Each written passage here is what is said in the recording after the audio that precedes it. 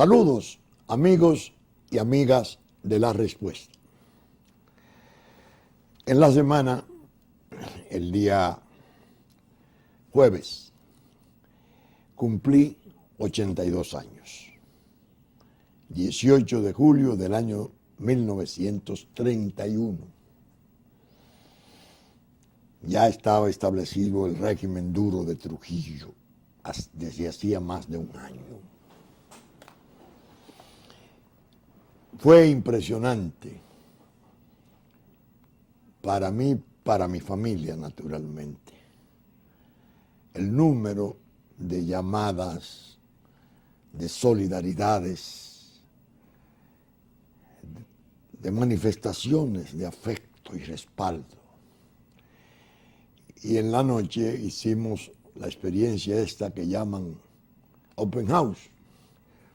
Nos preparamos para recibir a aquellos amigos y amigas que pudieran recordarlo, tenerlo presente y venir. Sé que muchos, ustedes entre ellos no vinieron, pero de muchos modos estaban en la fiesta de cumpleaños que se armó. La asistencia de amigos y amigas fue, dije, impresionante. Porque nunca en ninguno de los años anteriores habíamos recibido con una experiencia parecida esa asistencia tan masiva y tan cariñosa. Yo me di cuenta de inmediato, según iba recibiendo a los amigos y a las amigas, que sin decírmelo, además de la felicitación típica del cumpleaños, estaba un sentimiento de solidaridad, de apoyo. Esas expresiones, yo estoy aquí, estoy junto a ustedes, todas, no voy a repetirlas, muchas parecidas, eran, sigan adelante, tengan confianza, que el país sabe lo que ustedes son. Y lo recibía, claro está, conectado al proceso ignominioso, inmundo, de una campaña sucia que se montara contra mi familia y particularmente contra mí. Ya yo había contado mi asistencia al acto del Partido de la Liberación Dominicana el pasado domingo. Y dije que si me hubiese llevado una grabadora, me hubiese bastado recoger todas las manifestaciones de alegría y de apoyo que ahí se dijeron, sin contar los dicterios y los epítetos que merecen para esa gente, tanta gente, sobre todo jóvenes, mis detractores. Pero bien, en esas condiciones me puse ya en la madrugada, cuando pude quedar solo, antes de dormir, a pensar qué debo hacer en el programa que voy a grabar a las 8 de viernes. Entonces me pasaron por la memoria muchas cosas. Y una fue mi predilecta. Mi madre, que la conservo y afortunadamente la conservan todos en la familia como un exponente de pureza, de serenidad, de valor, de bondad, irrepetible. Sé que todas las madres cada madre es la mejor del mundo, cosa que respeto.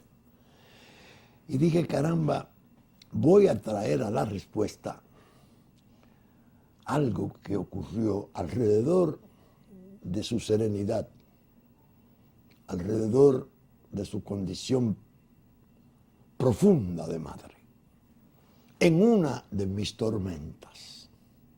Aquellas tormentas que yo citaba en el programa pasado, que decía las grandes tormentas del jefe revolucionario chino Mao Zedong Las grandes batallas lo llevaron siempre a permanecer desarmado, leyendo o escribiendo versos y dirigiendo batallas.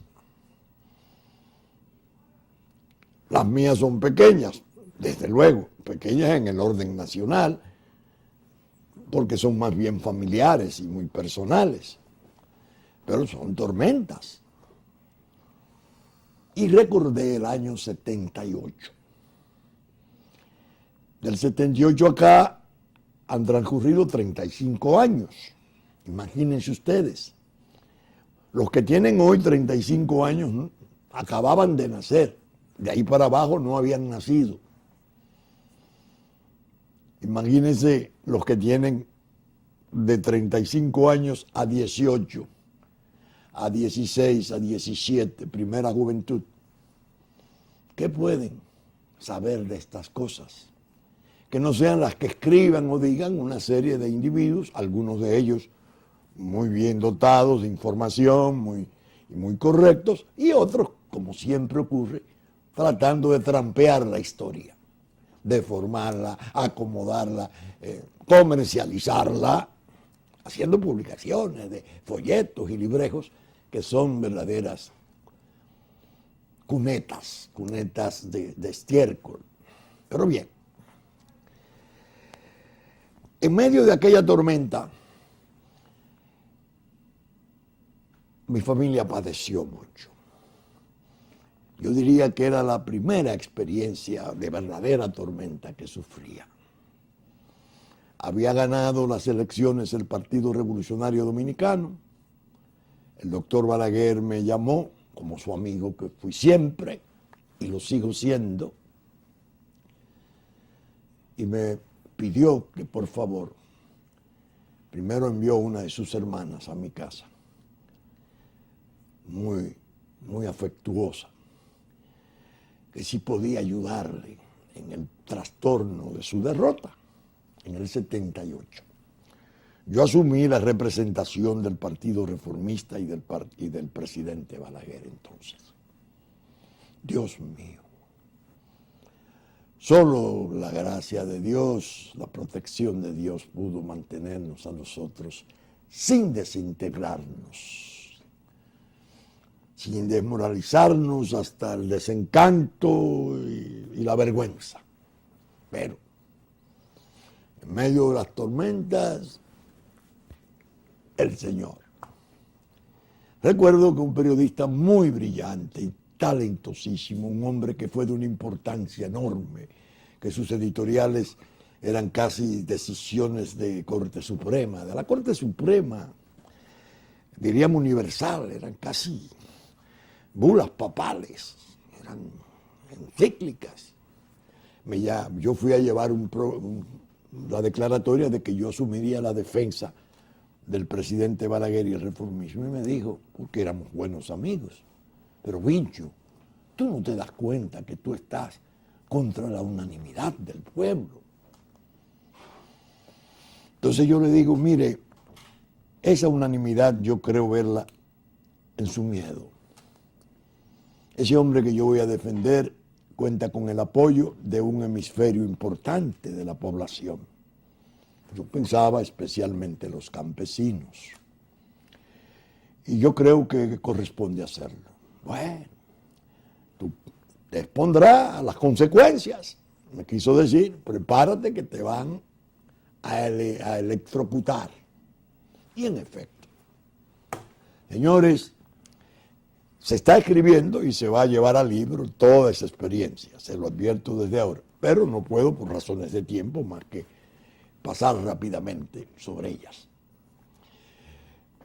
Dios mío, satanizado, convertido en un monstruo, la propaganda, la comunicación de entonces, la prensa escrita, la prensa radial, la televisión de entonces, y nos mantuvimos en la pelea, bueno, hasta el grado que yo terminé en el día 55 de audiencias, que se celebraron muy apasionadas, Salvador Jorge Blanco en la defensa, encabezando la defensa del PRD, como presidente del PRD, y yo como defensor del reformismo, y un resultado que se había publicado en el extranjero, en el Origen, de 1.232.000 votos del PRD y 740.000 votos apenas del reformismo. Gracias a esas audiencias se redujo hasta quedar una diferencia mínima. Y yo terminé por concluir pidiendo elecciones complementarias en 6 provincias. Bueno, el doctor Peña Gómez decía que una sola elección que se ordenara era una guerra civil. Y en medio de eso, Carlos Andrés Pérez, presidente de Venezuela, envía un emisario, que por cierto reside entre nosotros hace muchos años, pero no viene donde mí, que soy el abogado. Va donde el jefe político y presidente de la República. Sin yo saberlo. ¿Qué acordaron allí? Si se ordena unas elecciones complementarias en 6 provincias, hay guerra civil. Dice Carlos Andrés que lo mejor es que usted de algún modo se quede con el Senado y permita que el PRD participe en la presidencia. Un buen día me levanto, el fallo histórico. Dios mío, ¿qué es esto? 4 senadores, pero no ha habido elecciones complementarias. Un fallo que si uno lo lee ahora se da cuenta que los propios jueces daban como excusa el conflicto y la posibilidad de que la confrontación electoral degenerara en guerra civil. Estoy hablando del 78, a 13 años de la revolución, donde la idea de guerra civil prendía mucho. Voy donde un hombre importante, militar, muy allegado al presidente Balaguer, y le digo, ¿y esto qué es? Y él es quien me dice, no, vino un fulano de Venezuela, mandado por Carlos Andrés, se entendieron con el presidente, hicieron eso. Pues es una barbaridad. No ha habido elecciones. Sí se celebra, no, parece que no, que tomaron la decisión. Bueno, pues yo quiero que ustedes sepan que hasta esa cruz, porque ya me habían puesto 7 cruces, esa cruz me la cargaron a mí hasta el día de hoy, que andan por ahí idioteces y atrevimientos provenientes de dirigentes políticos nacionales, totalmente demenciales, dando eso como un hecho. Yo recuerdo que en el año 1986, 6 años después de aquella experiencia, yo le escribí una carta memorable, que resultó memorable. Mírenla aquí, la tuvimos que poner encuadernarla. Carta al licenciado Jacobo Magluta, carta de Vincho Castillo a Jacobo Magluta, en ocasión de los recursos de impugnación interpuestos por el Partido Revolucionario Dominicano y la estructura en las elecciones generales del 86.